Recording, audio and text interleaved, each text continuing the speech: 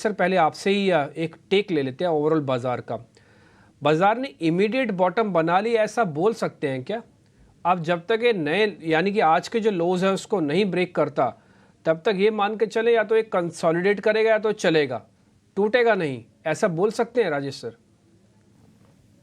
बिल्कुल डिम्पी जी, ऐसा लगता है कि अब यहाँ से 21,800 ये लेवल जब तक नहीं टूटेगा, मार्केट में एक बाइंग साइड का ही ट्रेड ओपन रखना चाहिए। और जिस तरीके से आज रिकवरी बनी है, तो देखिए जनरली ये होता है कि एक इवेंट थी, जियोपॉलिटिकल टेंशन के चलते मार्केट ने करेक्शन लिया।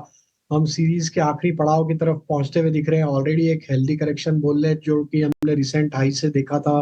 वो सारी एक्टिविटी भी एक बुल मार्केट में, इस तरीके की एक्टिविटी कोई भी न्यूज फ्लो के चलते एक मार्केट को एक रीजन मिल करेक्ट होने का, और वो सारी चीजें होते हुए दिख रही, तो एक हेल्दी साइन है एक बुल मार्केट के लिए। और हमें लगता है कि जिस तरीके का टेक्सचर, एक लॉन्ग टर्म ट्रेजेक्टरी इंटैक्ट है, ग्रोथ ट्रेजेक्टरी इंडिया स्टोरी की, तो हमें लगता है यस, एक बार के लिए करेक्शन डन हो चुका है।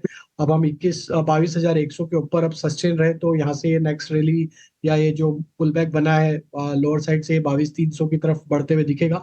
बट यस, अप्रैल सीरीज के लिए हमें लगता है 22,300 22,400 ये अगेन थोड़ा सा एक सप्लाई जोन है for April series at this moment.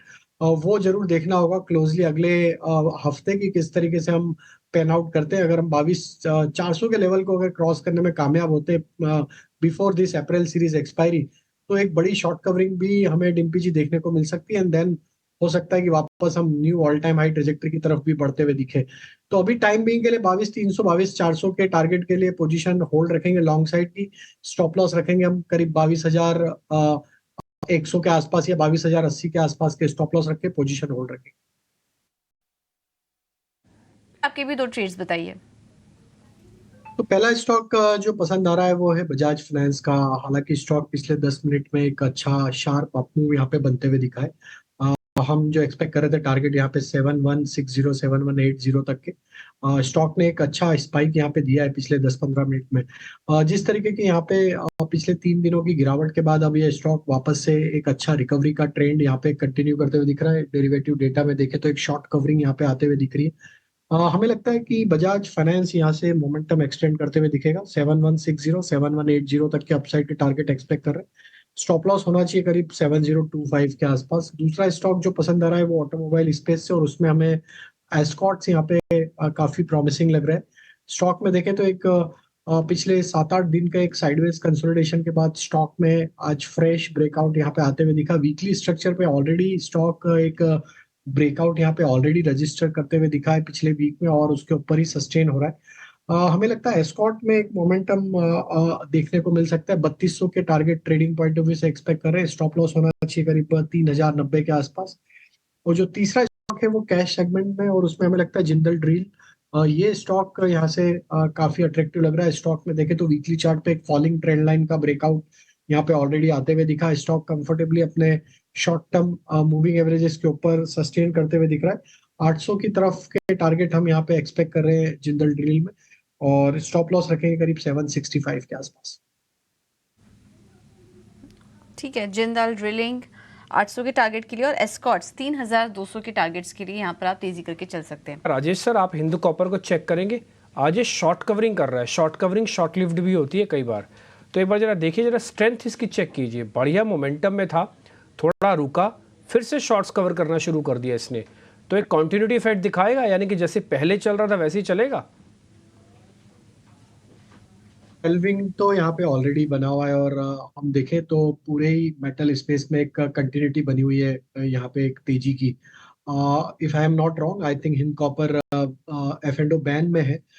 लेकिन ओवरऑल अगर इसके टेक्निकल स्ट्रक्चर देखें तो यस, हमारा व्यू अभी भी बुलिश ही है, और हम एक्सपेक्ट कर रहे हैं कि ये स्टॉक का नेक्स्ट टारगेट जो बन सकता है वो 375 380 की तरफ आते हुए दिख सकता है। तो जिनके पास भी ट्रेड है लॉन्ग साइड का, वो अपनी पोजीशन होल्ड रख सकते हैं।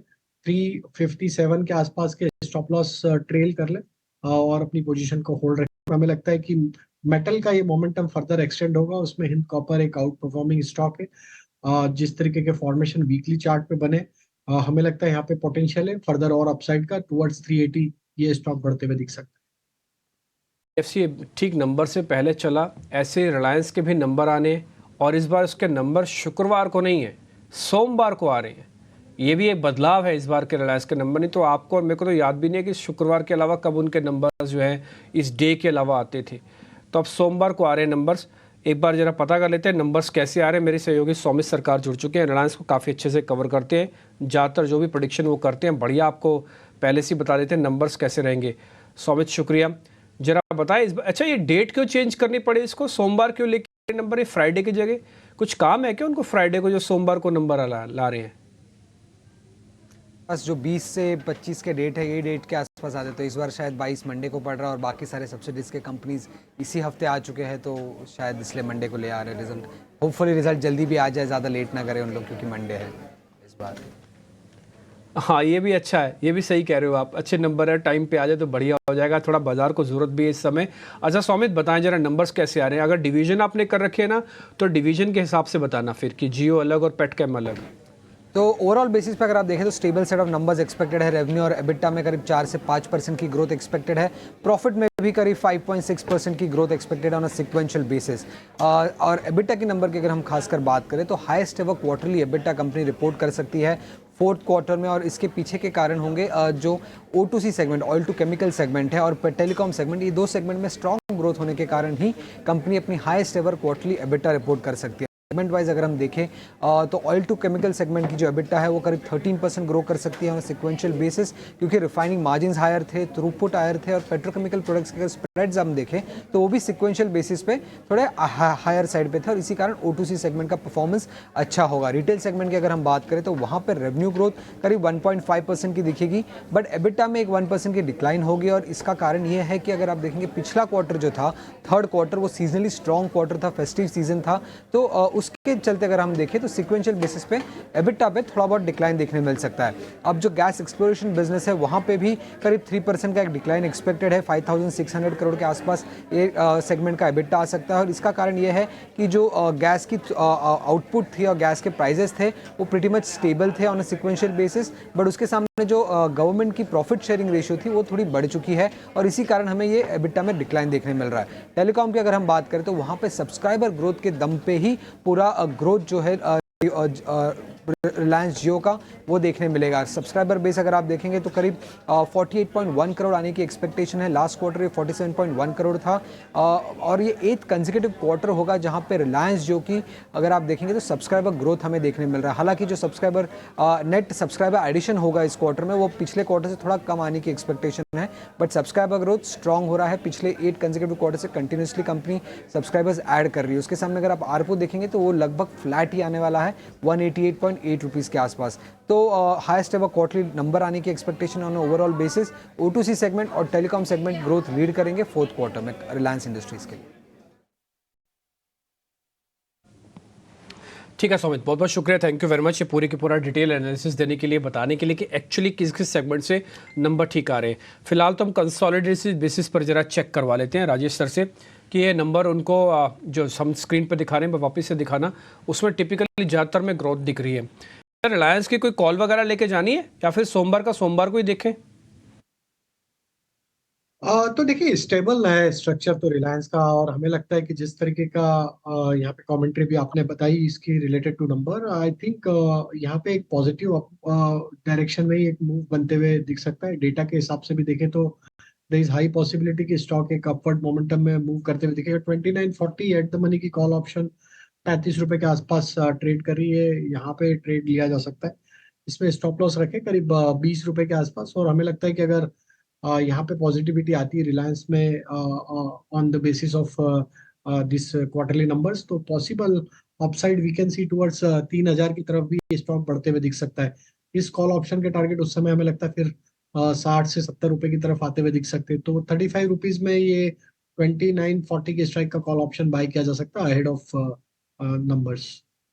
आज काफी दबाव दिख रहा है, वो है आईटी एम्फेसिस। देखिए यहाँ पर गिरावट है, 2.5% नीचे है ये। कोफोर्ज पर भी दबाव दिख रहा है। राजेश जी यहाँ पर कुछ मौके दिख रहे हैं, एचसीएल टेक, कोफोर्ज और एम्फेसिस, इन तीनों शेयरों में कुछ पसंद आ रहा है आपको? तो देखिए अभी तक जितने भी नंबर्स आईटी से रिलेटेड आए हैं उसमें जो कमेंट्री थी इतनी ज्यादा मार्केट को पसंद नहीं आई है। जिस तरीके से कंपनीज के आगे की गाइडेंस है वो कहीं ना कहीं दिखाता है कि अभी थोड़ा यहाँ पे सेक्टर में थोड़ा सा प्रेशर रहेगा। ऑलरेडी ये सारे स्टॉक्स अगर हम देखें, लार्ज कैप और मिड कैप आईटी स्टॉक्स में एक करेक्शन ऑलरेडी यहाँ पे होते हुए दिखा है। मार्केट ओवरऑल मार्केट एक रिकवरी के फेज में, हमें लगता है थोड़ा पुल बैक एक बार बन जाए सारे स्टॉक्स में, तो वहां पे वापस से इनको एक बार रिव्यू करना चाहिए। टाइम बीइंग के लिए हमें लगता है कि अब जैसे जिस तरीके से आज लार्ज कैप आईटी में देखें तो इन्फोसिस ने नंबर्स के बाद एक लोअर साइड से एक अच्छी रिकवरी दी है, तो यहाँ पे देखना होगा कि अब ये 1440 1430 के लेवल को क्रॉस करने में कामयाब होता है या नहीं है। अगर ये 1440 के लेवल को क्रॉस नहीं कर पाता इस रिकवरी में, तो ये वहां पे वापस से एक सप्लाई प्रेशर आते हुए दिखेगा आगे आने वाले दिनों में। तो थोड़ा सा वेट एंड वॉच करेंगे। Most of the IT stocks आज के लो के बाद एक रिकवरी जरूर दिखा रहे हैं, तो हमें लगता है कि अभी थोड़ा सा साइडवेज बिहेवियर रहेगा या फर्दर सप्लाई आते हुए दिख सकता है। थोड़ा अवॉइड करेंगे अभी एट दिस मोमेंट आईटी को। ओके।